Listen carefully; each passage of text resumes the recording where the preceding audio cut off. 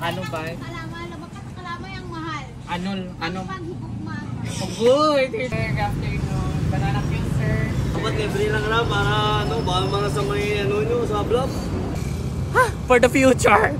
Naubos na! Oh my God! Oo, diba?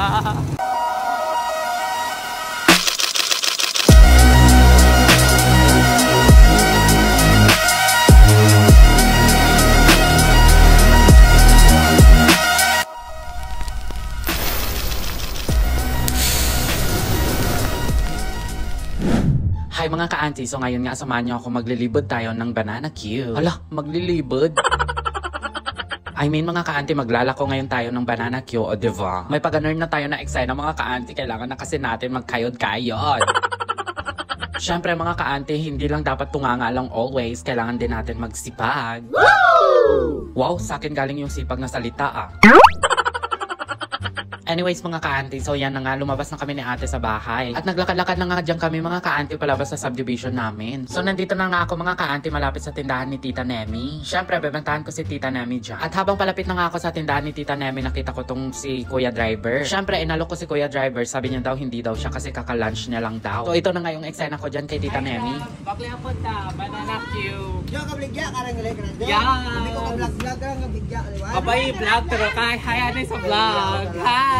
So habang nga binibentahan ko dyan si Tita Nemi, inalok ko na din itong dalawang estudyante ng St. Anthony's College. At yes mga ka-auntie, bumili sila, tag-iisa sila. At habang nga bumibili sila mga ka-auntie, nagtanong na din sila sa amin kung saan kami nagpepesto lagi. At sa mga hindi pala nakakaalam mga ka-auntie, nandyan kami sa tapat ng Antique Medical Center nagpepesto lagi. Yes po, araw-araw po kami nagbebenta dyan. Wow! After bumili ng dalawang student dyan mga ka-auntie, bumili na din si Tita Nemi. At ang sabi pa nga ni Tita Nemi, daanan daw namin siya next time kung meron daw ulit kami binibenta. Ay nako, wag ako i-joke ni Tita Nemi kasi araw-araw ko siyang dadaanan dito. Talagang mapupurga siya dito sa Banana Q namin. At shoutout pala kay Tita Jan.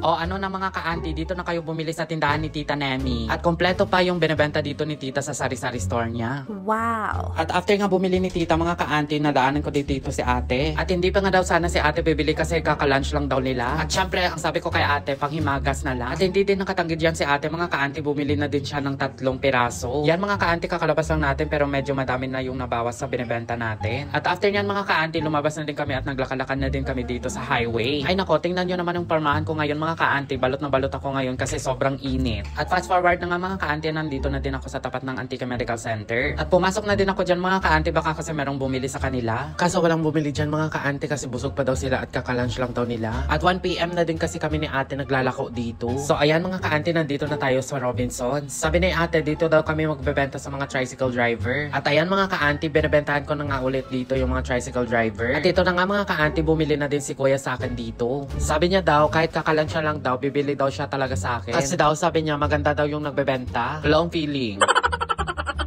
At ang gagawa po talaga yung mga tricycle driver namin dito sa San Jose Antique. Shoutout pala sa mga suki namin dyan na tricycle driver. Woo! Pagkatapos ko nabentahan si Kuyang Pogi dyan, pumunta naman ako dito sa kabilang linya ng Toda. At kilala nga ako dito nila mga ka-auntie na nagbablog daw ako. At ito nga yung sabi nila sa akin mga ka-auntie. Wala sir. Mahal mo na income na sa vlog. Ilipin ko na ba na? Mga 1 million views na. Eh, siyempre, may Pasunod kung millionaire kita pa niya views. Ay aba, grabe talaga to si Kuya Pogi. Malaki na daw yung sahod ko dito sa pagbablog kaya ililibre ko na lang daw yung binibenta ko. Ala! Daw na wrong ang pagbligya-bligya ko nga dyan. At ayan, bumili na din si ate dito, yung sumasakay sa tricycle. Buti nga mga ka-auntie, hindi pa nakaalis yung tricycle nang bumili sila. At nagtanong din daw si ate kung nagbablog daw ako. Sabi ko naman oo. At sana nakita ni ate yung page ko dito sa Facebook. Shoutout sa'yo ate! Woo! At fast forward na nga mga ka-auntie, nandito na nga ulit kami nagbenta sa terminal ng jeep. At medyo madami-dami nga yung bumili sa amin dito. Kasi sabi nila mga ka-auntie, nagugutom na din sila sa kakahintay na umalis yung jeep. At minsan daw kasi mga ka-auntie, matagal daw umalis yung jeep. Kaya buti na lang mga ka-auntie, nabentahan namin dito sila. Meron nga ulit bumili mga ka-auntie kasi sabi niya daw masarap daw. Syempre at the same time mga ka-auntie, gutom na siguro sila dito. At 20 pesos nga yung binayad niya sa akin mga ka-auntie at sabi niya keep the change daw. Hala, grabe, ang babae talaga ng mga customer ko ngayon.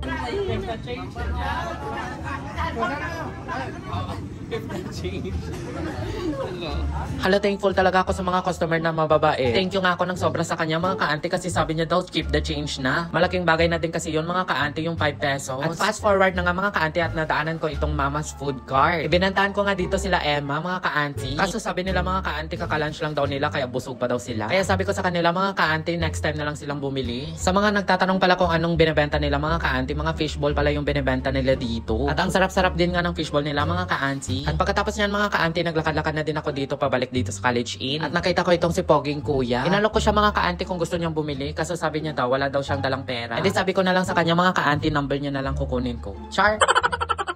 At fast forward na nga mga ka-auntie, pumunta na din ako dito sa Speedy Laundry. At syempre, friendly yan, bumili din si Kuya dyan ng isa. At hindi ko na din nga pinalampas dito yung artista salon mga ka-auntie. Wala sila dyan, basta ako papasok ako at magbebenta ako ng binibenta ko.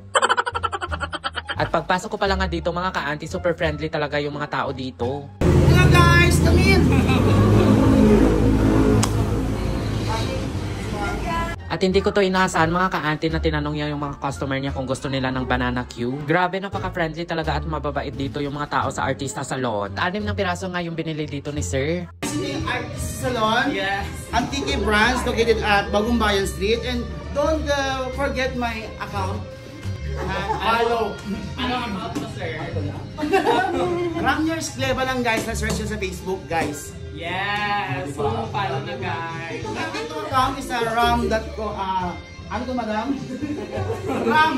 Oh, may TikTok account, Ram. Yes, follow na mga ka-auntie. At yan mga ka-auntie, follow nyo na siya mga ka-auntie Artista Salon. Para maganda nga yung salon na to mga ka-auntie kasi super friendly talaga yung mga tao dito. At pagkatapos nga dyan mga ka-auntie, 2 na lang yung natitira at pumunta na din ako dito kay bro. At sabi ko nga dito kay bro mga ka-auntie, ubusin niya na lang yung paninda ko kasi 2 na lang natitira. At thankful na ako kay bro kasi inubos niya din yung 2 piraso. At pagkatapos yan mga ka-auntie, naglakad-lakad na din kami pa uwi dyan. Banana queue wrap. O diba, next time kailangan marami pa rin yung ibebenta natin para for the go. So parang gusto ko na mag business kasi oh my god, mapadali talaga yung buhay. For the go.